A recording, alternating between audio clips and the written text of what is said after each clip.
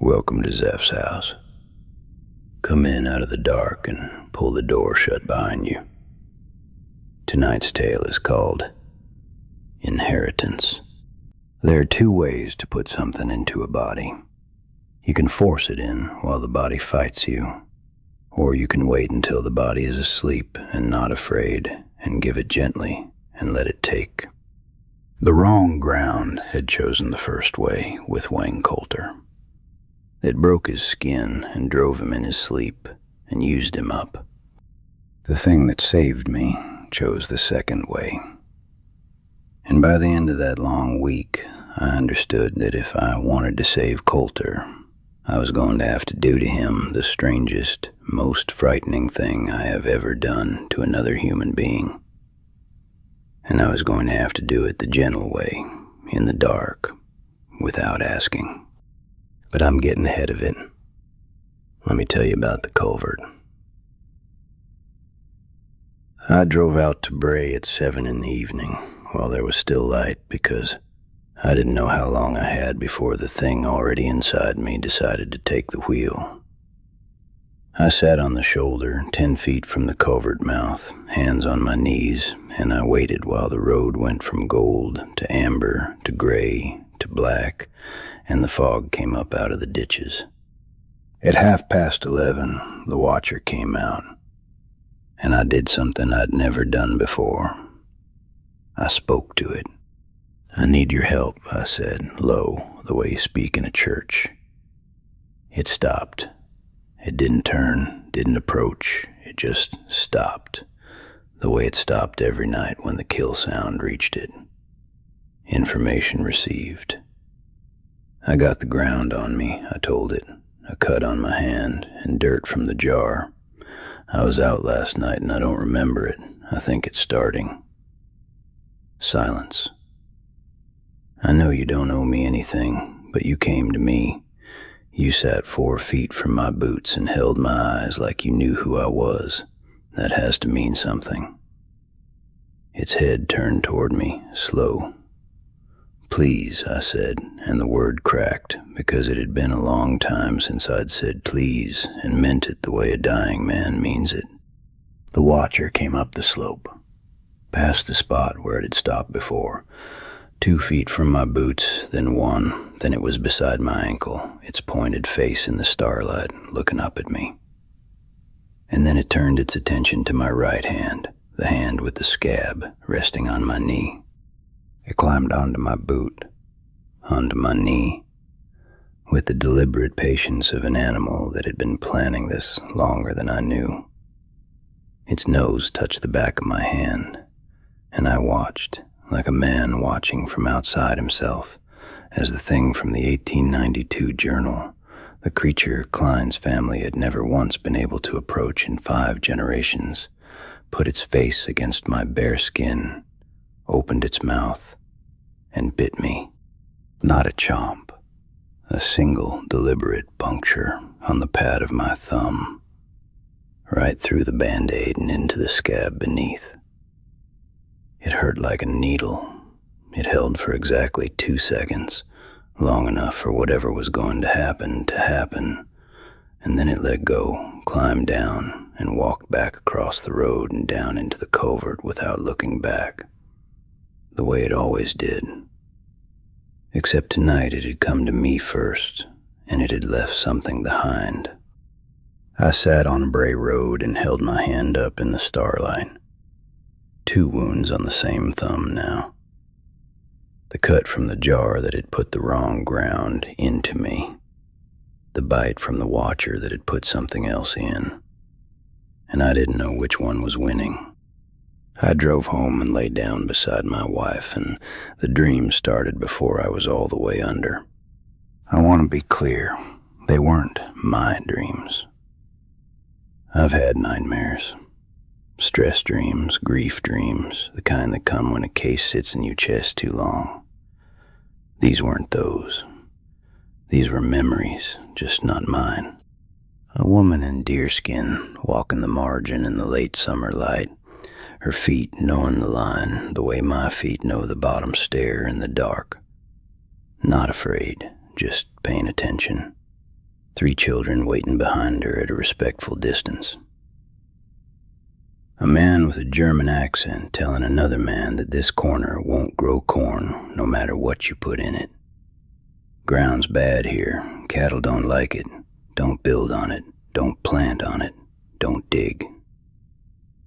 A girl in a dress that had been white once, 1890s, crouched at the edge of a darker patch with her hand pressed into the soil up to the wrist, her face peaceful in a way that was wrong for a child with her hand in the dirt, and a possum on the ditch slope watching her and doing nothing. And I knew, the way you know things in dreams, that the girl never came clean, that she lived 60 more years and woke tired every morning of her life, and her hands always looked dirty no matter how she scrubbed. Then faster. A man with a lantern and a rifle walking the boundary in the 20s, another with a flashlight in the 40s, a Klein woman at a kitchen table writing in a journal by lamplight, her face the face of someone keeping accounts. And at the edge of every single dream, a possum, sometimes one, and then the part that woke me with my heart going hard, sometimes 2 or 3, a line of them along a fence rail watching together. I woke in the gray light, my wife asleep beside me, the 2 wounds on my thumb, and the dreams sitting in my head like furniture that had been there all along, solid, real, not mine. I didn't know if the ground had put them in me or the watcher had. I was starting to suspect it didn't matter. And here's the thing that should have happened and didn't. I should have been a passenger in my own body. The cut had been deeper than the scrape that took Coulter under. I'd had soil packed into an open wound. By every rule we'd learned, I should have woken with dirt to my wrists and my boots laced by the door. Instead, I woke tired and 2 states that don't usually share a body. My hands came clean in the sink. I hadn't driven anywhere in the night. The bite had done something ground couldn't undo. I told Klein. I sat in his kitchen and told him about the jar and the cut and the morning and the bite and the dreams. And Klein went still in a way I hadn't seen.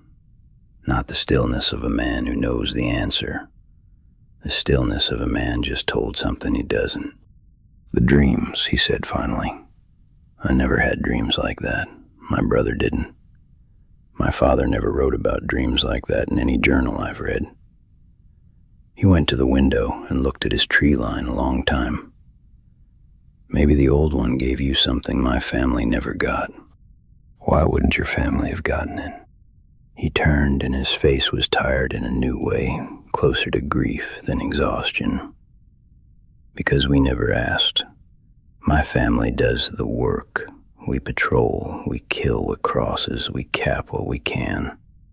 My father told me the possum is for the people who don't know better, the animals at the edge that can't read the journals. He said the work isn't about understanding. Understanding was a luxury we couldn't afford. He looked at me. You sat in the dark and asked. That's the thing nobody in my family ever did. Then tell me how to give it to Coulter. I don't know, Dale. He sat back down, heavy. There were always 2 sides to this. The men did the physical containment, patrol, cap, kill. The women did the other half, the reading, the remembering. They kept the journals, they knew the history. They talked to the people who knew things our family forgot. I never paid attention to the other half. I pause. My Aunt Joan is still alive, Jefferson County, 84. She's the last one who carries the women's side. I haven't spoken to her in a year. She doesn't approve of how I do the work. But if anyone knows what to do with what the old one gave you, it's her. He met my eyes. Tell her my name, and tell her the old one came to a man who wasn't a Klein. Joan Klein Veeder lived alone in a yellow farmhouse outside Lake Mills, in a house built for a family and tended anyway by the one woman left in it. She opened the door before I knocked, same as her nephew, small, white-haired, sharp-eyed. She looked at me a moment. "You don't look infected." "I don't feel infected." "Then come in." She poured tea I hadn't asked for and took my right hand in both of hers without my offering it. Turned it over, traced the cut, then the bite, and made a small sound in her throat. "How did you sleep?" I told her the dreams, in order. The deerskin woman, the German farmer, the girl with her hand in the soil, the line of possums on the fence rail. Her eyes went wet halfway through, and she didn't hide it. "That last one," she said when I finished, "the line of them on the fence. That's not the past. That's not memory. That's the old ones telling you they're not alone." The room went quiet around the radio. There are margins all over this country, Mr. Mercer. Some older than the families who tend them. Some have woken and gone back to sleep more than once. The old ones talk to each other in ways my brother and his sons never wanted to learn. They map, they watch, they remember. She let go of my hand. "And the man you're trying to save? You already know how. You're just hoping I have a better way." "I don't. It's the bite. Skin to skin, blood to blood. The old one gave it to you the way it was given to the old one by whatever gave it first. Lineage isn't always blood. Sometimes it's a mark. Will it hurt him? It will hurt you both. Him because his body will fight what's already in it and what you put in. You because biting another person is not a thing a man does without paying for it inside himself." She held my eyes. "But it works. I've read accounts older than my grandmother. It works if you do it while he sleeps. It does not work if he is awake and afraid." "Why?" "Because fear closes the door. The ground holds tighter when the body knows it's being touched. You do it quiet, deliberate, in the dark, without warning, the way it was done to you. The old one knew that. That's why it climbed onto your knee instead of asking a permission you couldn't have given." She walked me to the door, and then she stopped. "There's something else you should know before you go. There's something stirring north of here. I have a friend up in Vilas County, woman my age, family like mine. She called last week. Bears coming down out of the woods at the wrong time, acting wrong. 2 of her people have died this year, and she has no one left to pass the work to. The margin up there is opening, and what comes out of a margin in bear country, Mr. Mercer, is not a possum and a quiet ditch." She put a thick, well-handled leather journal in my hands. "You read this after you do what you have to do for Wayne Coulter, not before. Your head needs to be on Wayne tonight, not on what's coming behind." At the door, "Go save your friend, then come back and tell me what the dreams show you next." I asked Caldwell to come to Coulter's at sundown. As a witness, I told her, in case it went wrong. She didn't ask for the details. She'd learned that some things have to be done before they can be explained. Coulter answered the door, confused but unsurprised. People had stopped surprising him a while ago. He offered coffee. We talked about nothing. The weather, the harvest, a hawk he'd seen on his fence post. The ordinary small talk of 3 people pretending to visit a man being eaten alive by his own life. Around 8 he started nodding off.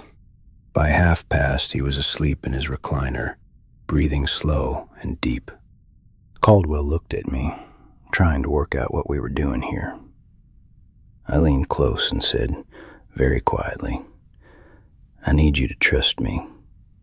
I need you not to stop me. And I need you to never, ask me to do this again. Her hand went to the radio at her belt and stopped halfway. She searched my face, then she nodded once. I knelt beside the recliner. His right hand lay on the armrest, the dirt packed under the nails as deep as the morning we found him. I took it gently, the way Joan had taken mine. I lifted it to my mouth, and I bit him. A single deliberate puncture on the meat of his thumb, the same place the Watcher had bitten me. I held 2 seconds. Then I set his hand back and stood and stepped away. He didn't wake. He flinched once in his sleep, his face furrowing, a small sound, the body fighting something. And then his breathing steadied and he settled, and a single bead of blood stood up on his thumb. Caldwell was staring at me. "What did you just do?" "I gave him what the possum gave me." "I'm sorry I couldn't tell you first." She looked at Coulter, at the blood, at my mouth, at her own hands gripping the chair. "Will it work?" "I don't know." "What happens to you now?" I touched my own thumb, where the 2 wounds were already starting to close. "I don't know that either." We sat with him while he slept. Around 9, both his hands twitched at once, and then went still. And his face, for the first time since I'd met him, looked like the face of a man who was actually resting. Caldwell drove me back to my truck on Bray in the dark, and neither of us spoke the whole way. At my truck, she put it in park. "There's something you need to know," she said.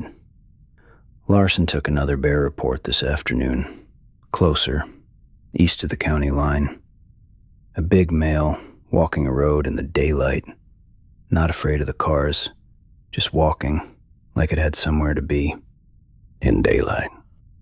I looked through the windshield at Bray Road, and at the leather journal on the seat beside me, and at my own right hand with its 2 healing wounds. "It's not over, is it?" she said. "Whatever happened with Coulter, that was the small problem. I'm starting to figure that out." She drove off. I stood on Bray Road in the dark, with Joan's journal under my arm, and the dream of a girl with her hand in the soil sitting in my chest like an inheritance. I didn't know if Coulter would wake as himself in the morning. I didn't know what the journal would tell me, or what was walking south out of the bear country.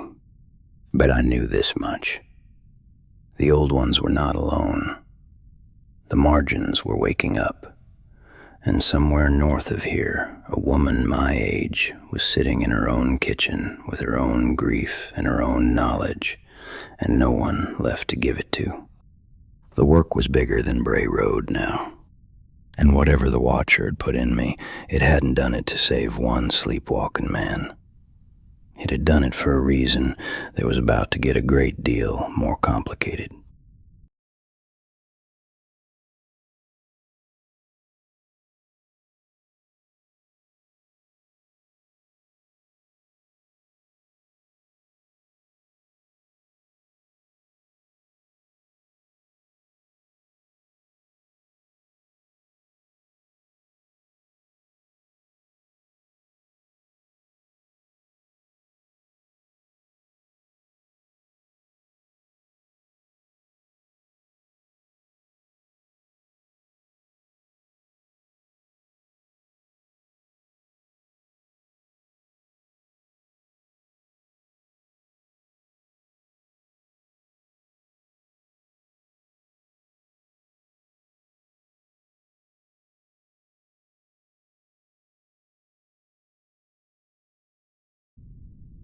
That's all for tonight. If this one stayed with you, leave a like and subscribe. There's a new strange tale every week. Sleep well, if you can.